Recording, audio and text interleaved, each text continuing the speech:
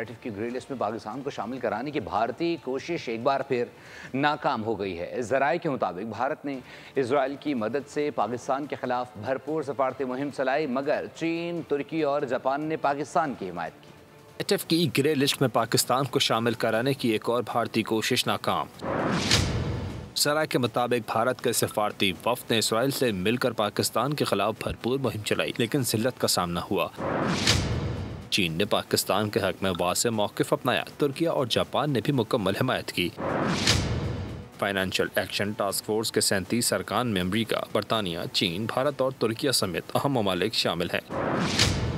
लेकिन किसी ने भी भारत के मनफी बयानिए को पसीराई न दी। ऑपरेशन बुनियाद मरसूस के बाद भारत ने पाकिस्तान को आलमी सतह पर तनहा करने की कोशिशें तेज की। रॉ की मदद से नई दिल्ली में डिसइंफो लैब कायम की गई, लेकिन भारत को सिवाय रुसवाई के कुछ न मिला। सब्सक्राइब करें और बेल दबाएं ताकि कोई खबर रह न जाए।